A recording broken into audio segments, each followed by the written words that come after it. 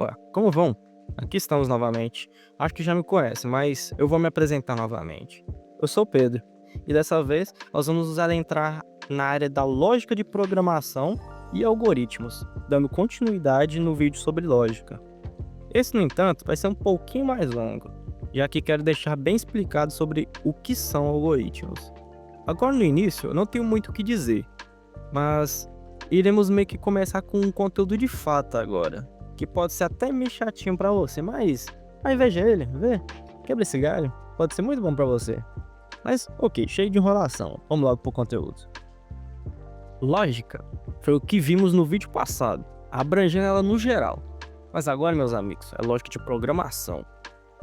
Mas tá bom, Pedro, mas o que é essa lógica de programação? Bem, é o uso correto das leis do pensamento, o uso correto da ordem da razão e de processos de raciocínio e simbolização aplicadas na programação de computadores, e que tem por objetivo uma melhor maneira de se pensar e que cooperem para desenvolver técnicas que ajudem na produção de soluções logicamente válidas e que fazem sentido, para podermos resolver com qualidade os problemas que desejamos programar.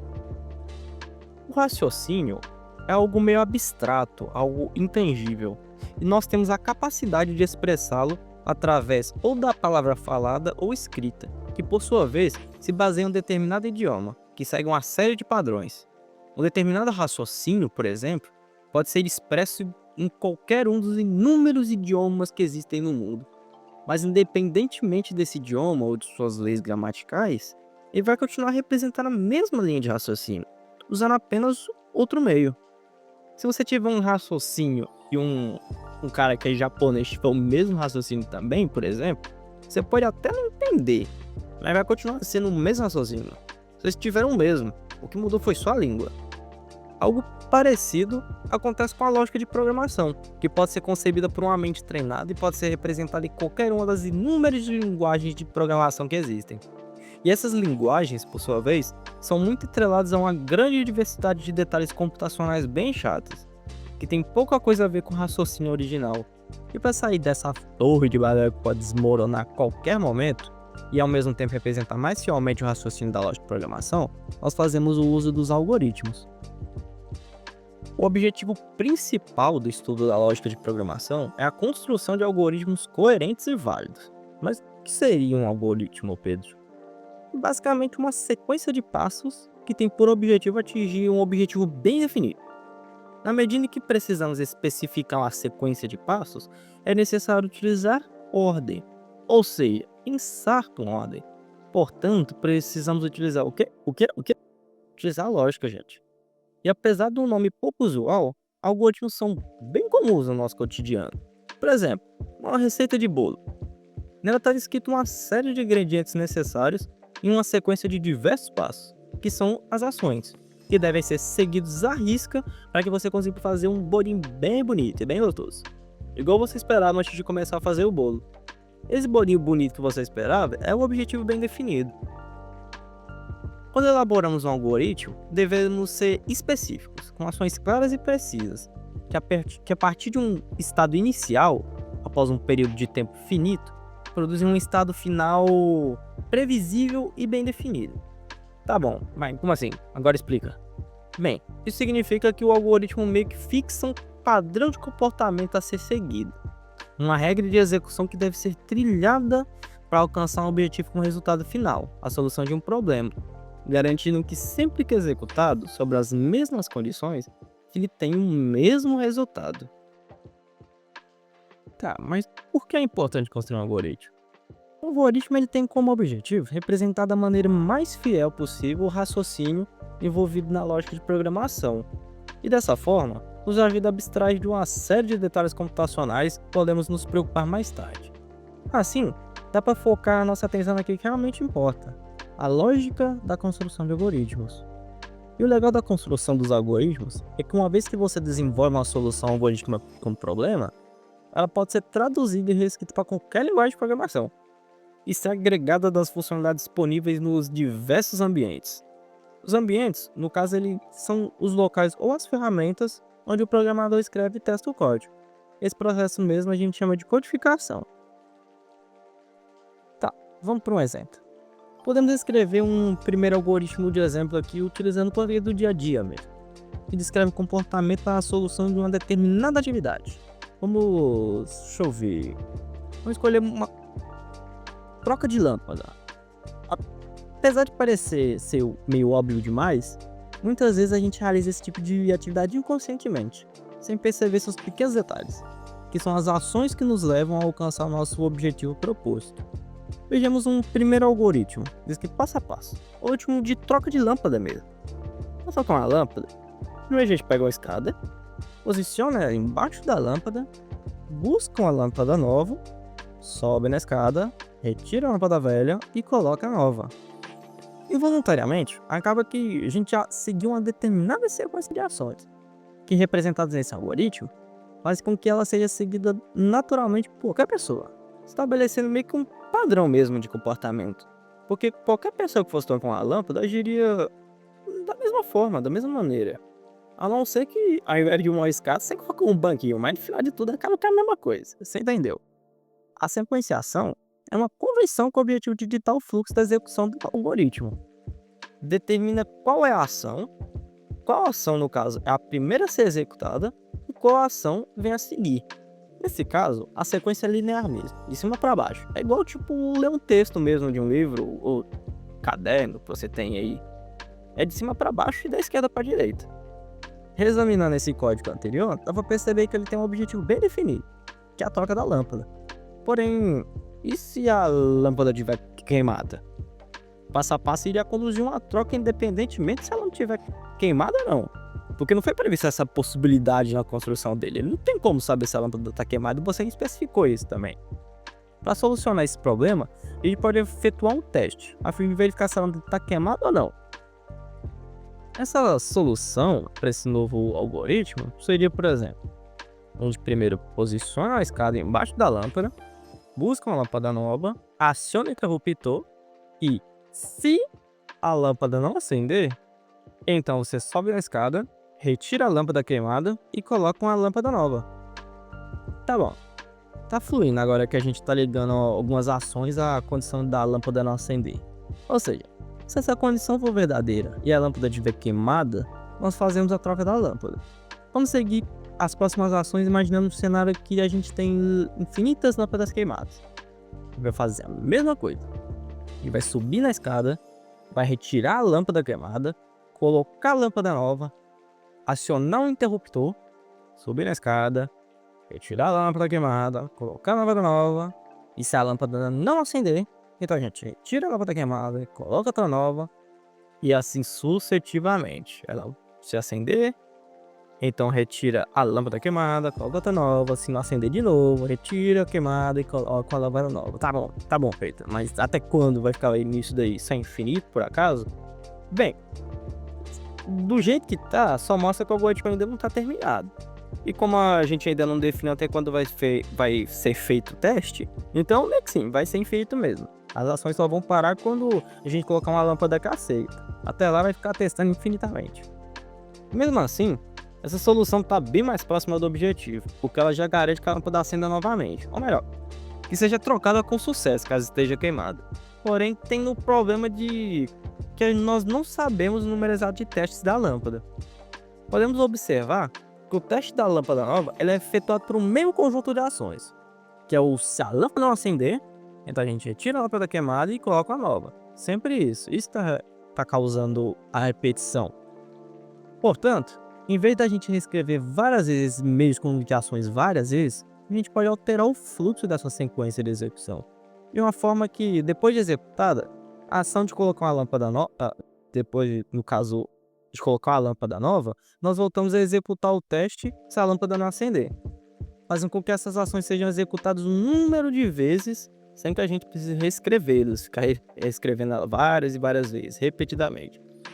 Precisamos, então, expressar essa repetição de ação sem ficar repetindo o texto dela, que é o que eu já disse anteriormente. Se a lâmpada não acender, então retira a lâmpada queimada e coloca nova.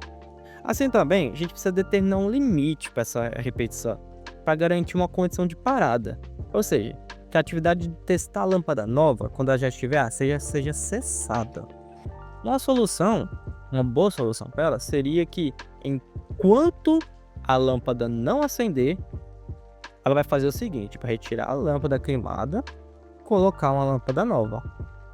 Assim a gente já resolve o problema de repetição do mesmo bloco, já que essa nova solução, o enquanto, está sendo responsável por continuar fazendo a mesma coisa até que a lâmpada acenda, o enquanto, diferente do se, que só faz a ação uma única vez. Então essas 3 linhas novas já estão fazendo a mesma coisa que aquele bloco gigantesco inteiro de um dos exemplos atrás. Desse jeito, a condição lâmpada não acender já permaneceu e estabelecemos um fluxo repetitivo que será realizado assim que a condição de parada for falsa. Como assim for falsa? Ou seja, ela vai parar assim que a lâmpada acender.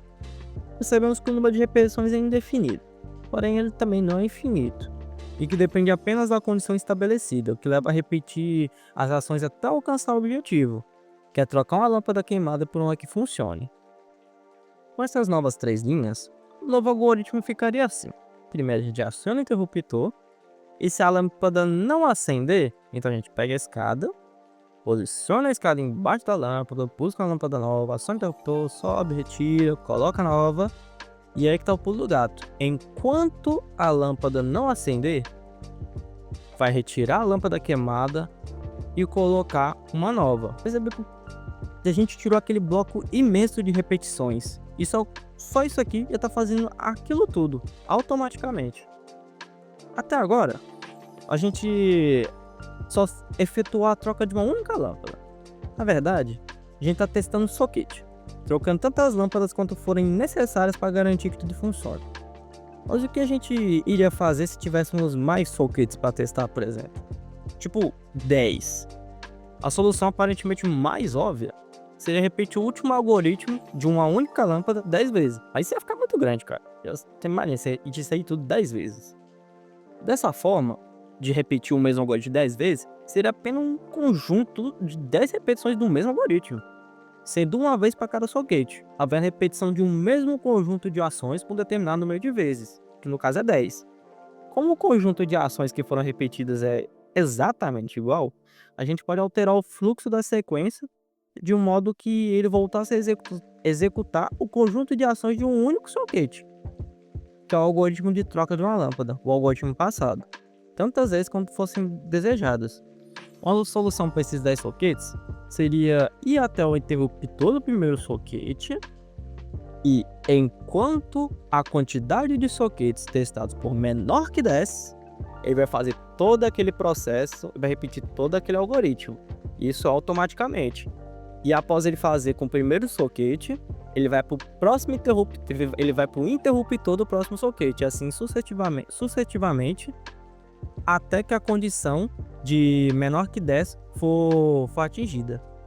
E quando essa condição de quantidade de sockets testados for menor que 10 for verdadeira, as ações responsáveis pela troca, ou não, de um único socket vão ser executadas.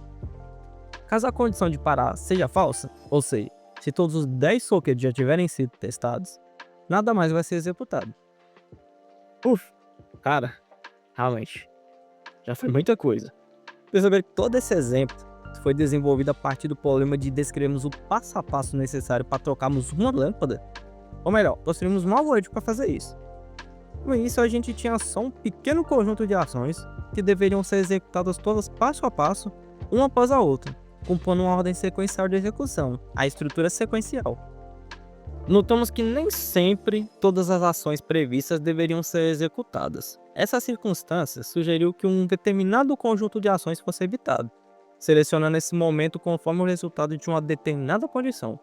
Construímos, assim, uma estrutura seletiva através de um teste condicional que permitia ou não que o fluxo de execução passasse por um determinado conjunto de ações. Quando nos deparamos com a inviabilidade da aplicação da estrutura de seleção, para verificar o êxito na troca da lâmpada, pelo fato de talvez a lâmpada estar queimada ou não, precisamos repetir o mesmo trecho do algoritmo, o que foi realizado alterando o fluxo da execução de um modo que ele passasse pelo mesmo trecho diversas vezes, fazendo a verificação até que a condição fosse satisfeita. Da mesma forma, agimos de forma semelhante na situação de trocar 10 lâmpadas, construindo uma estrutura de repetição que ficou repetindo isso para resolver o problema. Devemos ressaltar também que qualquer pessoa, fundamentada na própria experiência mesmo, ela seria capaz de resolver o problema na prática, envolvendo inclusive circunstâncias inusitadas que pudessem aparecer. Contudo, um programa de computador tradicional não tem conhecimento prévio nem adquire experiência. Sendo sincero, o computador ele é burro, gente. Ele é muito bom em fazer o que mandamos, mas não faz nada sozinho. Por isso, a gente deve ser bem específico, detalhando todas as ações que ele deve executar, prevendo todos os obstáculos e uma forma de passar por eles. Isto é, escrevendo uma sequência coerente de passos e que garanta a solução do problema. E essa é a atividade realizada pelos programadores, que nós podemos chamar de construtores de algoritmos. Tá bom. Novamente, eu acho válido enfatizar mais uma vez que o algoritmo ele é uma linha de raciocínio, que pode ser descrito de diversas maneiras, de forma tanto gráfica quanto textual. Os algoritmos representados até o momento aqui no vídeo estavam em forma textual mesmo, usando português cotidiano. Para representar textualmente algoritmos, usaremos aqui o português, como já vínhamos utilizando. Todavia, não poderíamos utilizar toda a riqueza gramática da nossa língua, por conta de um problema, que ficaria muito ambíguo, ficaria meio que sem sentido de vez em quando. Por exemplo, a seguinte frase: o pregador foi grampeado durante o concerto. Esse exemplo, quando falado, pode ter até 8 sentidos diferentes. O pregador, ele pode ser o quê? Ele pode ser um religioso que pregava a palavra de Deus, ou até um prendedor de roupas. Grampeando pode se tratar de uma escuta telefônica ou do grampo que une folhas de papel. Do concerto, quando pronunciado, pode se tratar de uma apresentação musical ou da manutenção em algum objeto. Conserto, tipo, consertar, não sei, sua máquina de lavar roupas.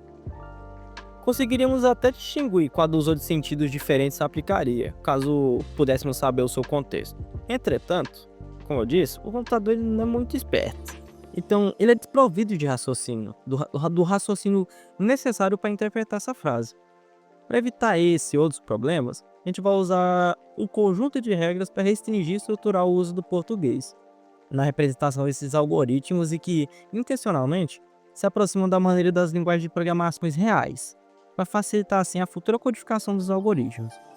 Até então, a gente já sabe o que é um algoritmo e já estamos até que hábitos para escrever eles. Inclusive, no finalzinho do vídeo, eu vou deixar alguns exercícios práticos para vocês se testarem.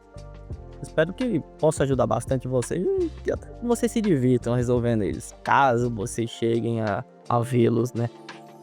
Tá bom, mas aqui a gente já tá encaminhando pro final do vídeo. E rapaz, vou ser sincero, viu? Até que deu uma canseirinha. Esse vídeo acabou ficando um pouquinho grande. E olha que isso tudo foi por causa de uma lâmpada. Eu espero que de verdade não tenha ficado confuso para você. Nesse vídeo a gente pode ver o que são os algoritmos e como eles estão fundamentalmente ligados à lógica, além de que estão presentes em praticamente tudo que fazemos. Já nos próximos vídeos, na verdade no próximo vídeo, nós vamos abordar um conteúdo mais relacionado à programação mesmo. Vamos falar sobre tipos primitivos, variáveis e expressões e outras coisas. Você deve estar aí agora se perguntando, tá bom, mas o que é isso? Bom, só vai descobrir se assistir, né? Bom, mas agora realmente encerrando o vídeo aqui com você, gente, eu agradeço de verdade e eu espero que você realmente tenha gostado do vídeo. Ficou parecendo muita coisa mesmo, porque eu detalhei bastante o processo, para deixar bem claro. Tomara que você não tenha se perdido aí. Fico feliz de verdade que você tenha me acompanhado até aqui e eu espero que você me acompanhe ainda mais. Se possível, deixa seu like aí, deixe um comentário, dê um feedback e deixe sugestões do que podemos melhorar.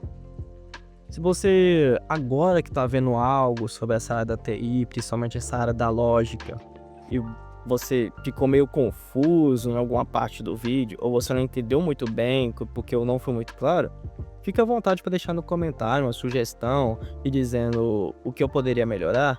E também caso você seja um profissional, já esteja na área há bastante tempo, ou já tenha um certo hábito nela, e acabou por algum motivo caindo aqui nesse vídeo, também me deixa um comentário, me deixa um feedback do que eu posso ter errado, porque eu não sou o dono da razão, gente. Eu tô aqui realmente tentando ajudar vocês e para que eu aprenda também. Então, Qualquer coisinha que vocês acharem que eu não expliquei muito bem, que não foi muito claro, podem deixar aí nos comentários, me dando sugestão, me dando feedback, para que eu possa melhorar futuramente. Mas, bem, eu agradeço de verdade a atenção de vocês e eu espero que eu possa ver todos vocês nos próximos vídeos. Muito obrigado e adeus, meus caros. Ah, vou deixar agora, antes que eu me esqueça, as questões para vocês testarem um pouco do seu raciocínio lógico aqui. No caso, a lógica de programação.